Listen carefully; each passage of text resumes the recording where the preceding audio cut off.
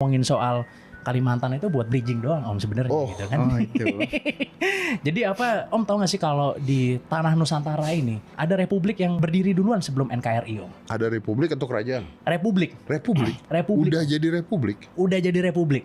Wah, itu gue baru tahu tuh. Jadi ceritanya begini, di Kalimantan Barat itu dulu tahun sekitar abad 18 itu banyak berdatangan pekerja dari Cina gitu Om untuk bekerja di pertambangan lah, emas lah. Mereka itu bekerja sama kerajaan-kerajaan di Kalimantan Barat. Oke. Mereka datang ke situ, terus habis itu emang didatengin, mereka boleh ngambil emas, tapi harus setoran ke kerajaannya Om, 1 kilo emas per bulan. Jadi ya udah karena banyaknya berdatangan pekerja Pendatang dari Cina gitu itu. ya, banyak sekali berdatangan itu dari suku Hakka kalau nggak salah namanya, banyak berdatangan di situ. Akhirnya mereka membuat kongsi-kongsi Om, jadi kayak persatuan perdagangan lah di situ. Oke. Nah kongsinya itu bermasalah satu sama lain. Oke. Akhirnya disatuin Om, sama ada orang namanya Long Fapak. Namanya udah lapak ya.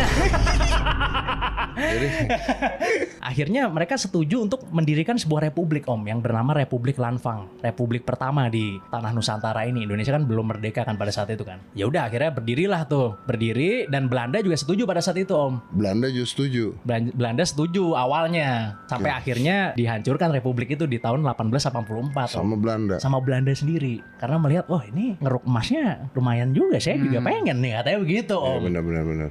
Jadi republik ini itu umurnya udah 107 tahun Om. Wih, gila. Gue baru tahu. Baru dihancurin. Berarti bikin republik aja idenya kan. Bukan idenya, bukan. Lah yang Saya nggak pertama. tahu menahu kalau soal idenya.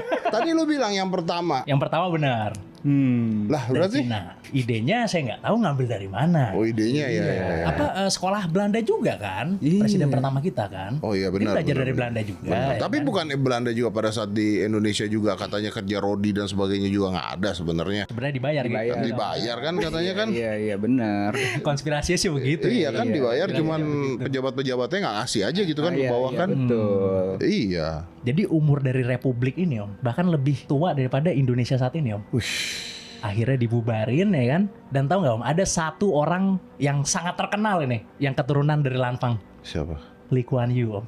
Oh, Pendiri dari Singapura Om, itu keturunan Lanfang Om. gokil. Jadi Singapura itu sekarang masih ngerayain adat budayanya Lanfang tuh setahun sekali. Masih ngerayain itu setahun sekali tuh. Gokil. Karena banyak orang Lanfang juga yang kesana. Berarti Lee Kuan Yew itu Hah? Indo Pride berarti ya? Indo Pride bisa jadi pemain bola kita. Nah.